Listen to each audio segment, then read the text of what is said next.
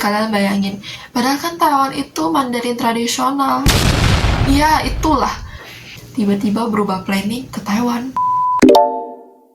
Hello everyone, it's me Cassie, and I want to do some Q&A. Aku ini udah siapin beberapa Q&A yang dari kalian udah request banyak.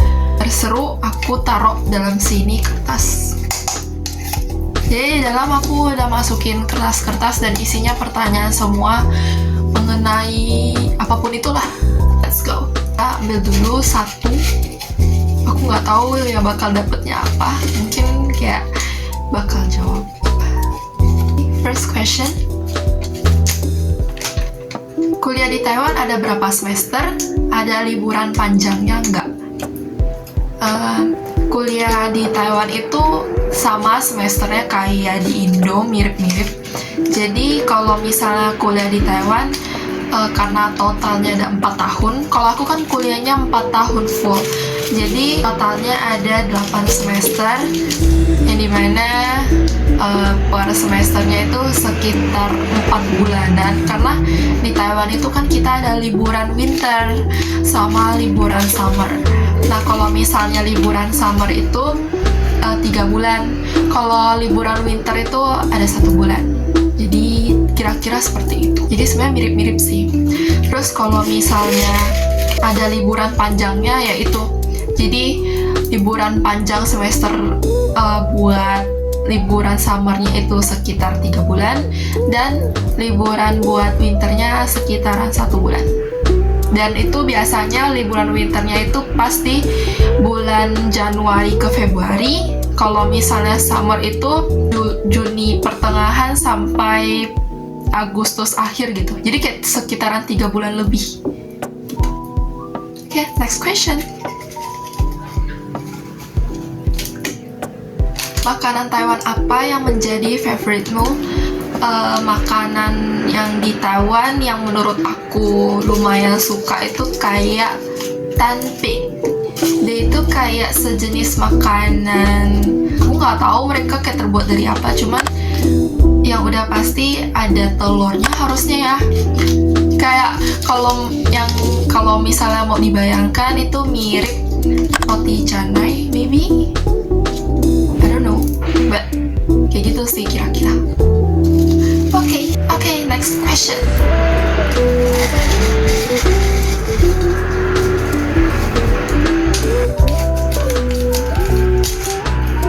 Apa culture shock saat di Taiwan? Oke, culture shocknya itu banyak banget. Jadi, apa ya? Yang pertama yang aku tahu pas bener-bener baru ke Taiwan adalah kotanya itu bersih banget. Jadi kayak ya beda lah ya sama di negara-negara lainnya, dan menurutku cukup bersih. Terus culture shock kedua aku adalah kalau misalnya di jalanan itu kayak nggak ketemu tong sampah. Yang pernah tinggal di Taiwan relate gak? Jadi kalau misalnya kalian pengen buang sampah pasti susah banget buat cari tong sampah. Mungkin ada di beberapa tempat dan itu bener-bener susah ditemuin gitu loh. Jadi itu sih tong sampah yang susah dicari. Terus habis itu kalau misalnya selain tong sampah, yang ketiga biasanya di toilet tidak ada bidet. Kalian tahu kan yang semprotan buat air itu. Jadi di Taiwan tuh nggak ada bidet. Mungkin ada di beberapa mall yang lebih mewahan dikit maybe. Cuman kebanyakan itu gak ada bidet. Terus habis itu culture shock keempat aku adalah banyak orang Taiwan itu gak mandi pagi. Even winter or summer, mereka itu gak biasa mandi pagi gitu. Biasanya juga kalau winter udah pasti gak mandi pagi. Terus kalau misalnya summer mungkin sesekali gak mandi pagi, tapi sering sih gak mandi pagi. Terus habis itu sebenarnya banyak culture shocknya. Okay, next question. Why did you choose to study in Taiwan? Oke, aku bakalan jelasin pakai bahasa Indo aja karena apa ya? Sebenarnya aku itu dari awal pengennya kuliah ke China, dan karena ada beberapa alasan tertentu yang aku nggak bisa bahas di sini juga, jadi akhirnya aku dan sekeluarga memutuskan untuk kuliah di Taiwan gitu. Dan itu bener-bener membuat aku terburu-buru banget. Kenapa? Karena aku habis lulus SMA, aku tuh langsung cari-cari kuliah, info buat kuliah gitu di luar negeri kan. Dan awalnya itu kan emang mau carinya ke China, terus karena tahu ada beberapa alasan dan akhirnya langsung berubah pikiran untuk cari info kuliah di Taiwan. Dan disitulah itu yang bikin aku waktunya mepet banget untuk memutuskan oke, aku kuliah ke Taiwan aja. Jadi begini, pas aku memutuskan untuk kuliah ke Taiwan, terus aku langsung, karena aku melalui agent, jadi aku mencari tahu dari agent-agentnya itu, yang agent-agentnya tawarin universitasnya apa aja. Habis itu aku langsung apply beberapa universitas dan aku langsung kepilih di universitas di kota Taichungnya Taiwan, dan aku langsung memilih jurusan yang aku mau gitu. Dan selama aku untuk mencari tahu itu, aku juga belajar Mandarin, karena dalam proses 6 bulan setelah lulus SMA itu aku bener-bener full belajar Mandarin buat ningkatin kemampuan Mandarin aku.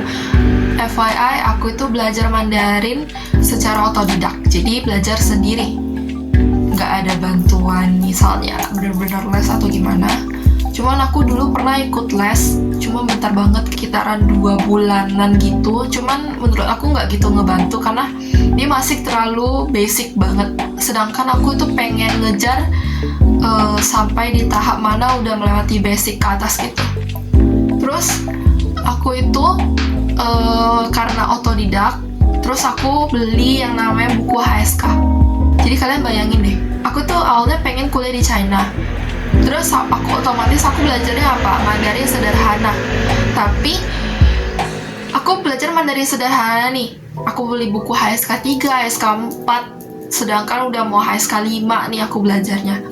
Jadi selama aku SMA kelas 12, SMA udah terakhir gitu, sekitaran kelas 12 semester 2, aku mulai belajar yang Mandarin sederhana.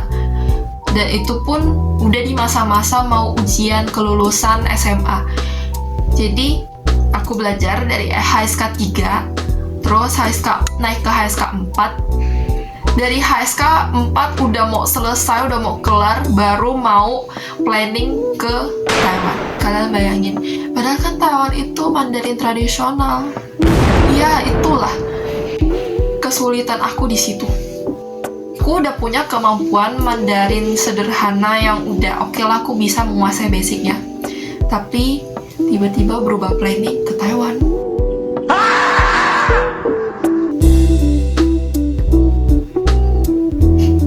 Menurut aku berat sih di situ. Jadi kayak awalnya mikir dulu, aku waktu itu bimbang banget mau kuliah di Taiwan atau kuliah di China. Cuman karena yaudah demi kebaikan sendiri, demi kebaikan pribadi, akhirnya pindah planning ke Taiwan aja gitu. Alhasil aku waktu udah lulus SMA, sebelum aku lulus SMA aku udah tes sertifikat dulu yang namanya sertifikat TOCFL. Dan aku pas tes sertifikat tuh aku udah nggak berharap apa-apa. Aku yang penting dengan kemampuanku yang terbatas ini dapat seberapa, ya udah dapatnya segimana. Dan biasanya waktu itu banyakkan universitas itu pengen kita minimal level A2 atau A2. Dan waktu aku selesai tes, aku berhasil dapetin B1 kalau nggak B2 gitu. Lega banget pas udah dapet hasil itu, karena kayak tidak hanya aku berhasil melewati A2, aku juga berhasil naik 1 level lagi dari standar minimal untuk apply di universitas kebanyakan gitu. Terus dari situ, oke, aku udah dapet sertifikat TOCFL-nya. Akhirnya akhirnya aku langsung apply universitas di Taiwan. Dan saat itu juga aku udah lulus SMA, aku langsung menyelesaikan belajar HSK ku karena emang tanggung dikit lagi. Terus habis itu baru, jadi selama 6 bulanan aku baru kelarin HSK aku sampai HSK 5 gitulah, HSK 5 awal. Dan itu lumayan memakan waktu banyak kan, apalagi kan bukunya tebel-tebel dan lumayan banyak materinya. Terus itu aku bener-bener, aku sekolah, aku tuh selalu bawa buku HSK aku kemana-mana. Jadi aku bener-bener seambisi itu untuk nyelesain HSK aku. Terus di waktu sela-sela istirahat sekolah pun aku kerjain HSK-nya, soalnya jadi kayak di dalam HSK itu ada soal pilihan ganda, terus ada kayak listening juga kan, sama vocabulary juga. Jadi selama aku belajar HSK itu aku isi latihan soalnya, terus aku listening. Tapi aku listening itu pas di rumah, karena kan dengerin audio nggak mungkin aku di sekolah karena kayak takut keganggu juga. Jadi listening aku di rumah. Untuk kerjain soal pilihan gandanya itu sama soal kayak esai gitu, itu aku di sekolah. Terus sama catat vocabulary juga kadang di sekolah. Jadi aku benar-benar seambisi itu untuk mengejar kemampuan bahasa Mandarin aku. Mungkin kalau kalian yang teman SMA aku pasti tahu, karena aku biasanya di kelas gak peduli dengan keadaan sekitar, aku cuman fokus dengan HSK aku doang. Jadi ya seperti itu sih. Hasil aku udah nyelesain semua buku-buku HSK-nya. Aku pas di Taiwan baru menyesuaikan untuk belajar Mandarin tradisional. Dan menurut aku itu lumayan berat, apalagi Mandarin tradisional itu goresan lebih banyak. Walaupun dengan speaking dan listeningnya sama, tapi bedanya di hanse-nya. Jadi hanse-nya Mandarin tradisional sama Mandarin sederhana itu beda guys. Goresannya lebih banyak juga di tradisional. Dan tradisional ataupun Taiwan itu mereka memakai Zhuyin. Jadi ya pas aku awal datang itu kayak bahasa apa itu, sedangkan yang aku pelajari adalah pinyin gitu. Oke, kira-kira segitu. Aku nggak tahu kenapa alasannya,